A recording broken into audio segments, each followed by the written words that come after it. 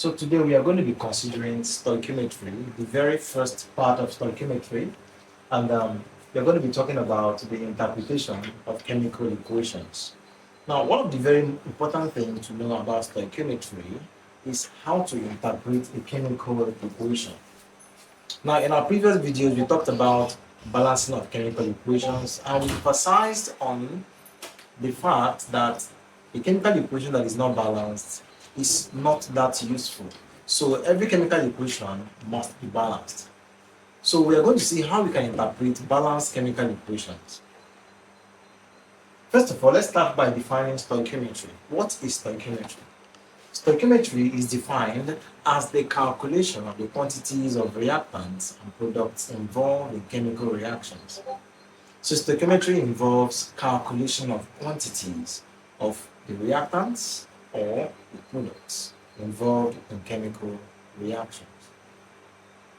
Let's go straight to the interpretation of a chemical equation. Let's start with the very first example. Let's say in the Haber process, nitrogen gas reacts with hydrogen gas to produce ammonia gas. This is a balanced chemical equation. So how do we interpret a chemical equation of this form? We have two ways of interpreting chemical equations. The very first way is called the molar interpretation. The molar interpretation considers the coefficients in the balanced equations and it counts them as moles. For example, we have 1 mole of nitrogen reacting with 3 moles of hydrogen to produce 2 moles of ammonia. That is the molar interpretation. Let's write it down. 1 mole of nitrogen combines with 3 moles of hydrogen to produce 2 moles of ammonia. This is called the molar interpretation. Let's talk about the second way of interpreting a chemical equation. It's called the mass interpretation. Now, for the mass interpretation, we're going to be considering the atomic masses of all the elements we know. Now, the table on the board shows few elements alongside their atomic masses. And we're going to be using all these masses to find, or let me say, to work out the mass interpretation, which is the second way of interpreting chemical equations. So let's talk about the mass interpretation. For the mass interpretation, we have that nitrogen, let me write it below, nitrogen is equal to 14. As we've already seen that on the table. Hydrogen is equal to 1. These are the atomic masses here. So we're going to be using this now. For example, we have 2 atoms of nitrogen here. So we're going to say 14 times 2, which is 28. So 1 mole of nitrogen gas is equivalent to 28 grams of nitrogen. Combines with hydrogen is equal to 1. So how many hydrogen atoms are we having here? We're having just 2. So that is 1 times 2 giving us 2. But there's a 3 outside, which is the coefficient. So 3 multiplied by that 2 is going to give us 6. So we have 6 grams of hydrogen to give us. Now let's calculate the molecular mass of ammonia. Now ammonia, let's do it this way to make it very simple. We have a 2 outside as the coefficient, and we have an open bracket. So nitrogen is 14 plus hydrogen is 1 times 3, which is equal to 3. Close the bracket. So 14 plus 3 is equal to 17. Then 2 times 17 gives us 34. So we have 34 grams. We have 34 grams of ammonia. 34 grams of ammonia.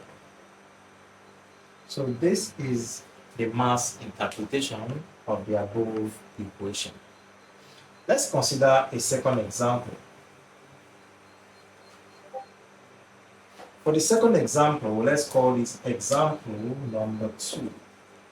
Let's consider the reaction between hydrogen gas and oxygen gas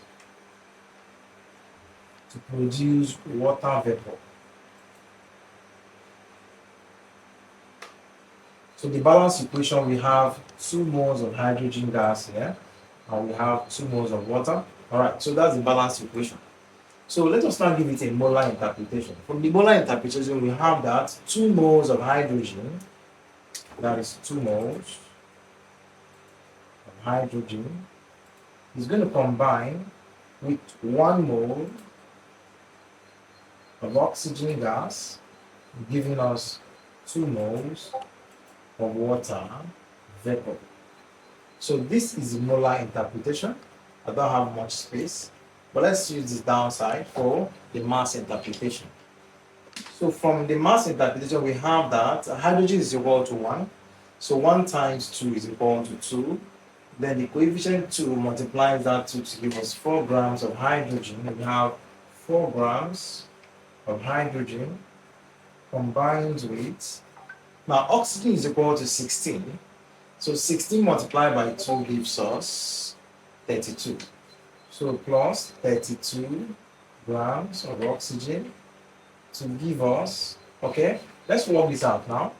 We have that H is equal to 1 and O is equal to 16. So I say 1 times 2 is equal to 2 plus 16 is equal to 18. But there is a 2 outside. So 2 times 18 gives us 36 grams of water.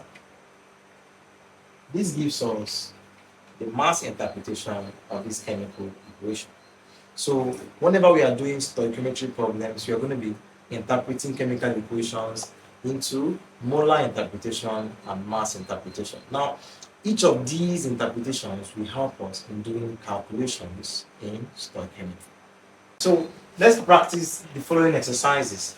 The first reaction is the reaction between calcium carbonate and hydrochloric acid to produce calcium chloride plus carbon 4 oxide plus water. Now the second reaction is the decomposition of potassium trioxochlorate 5.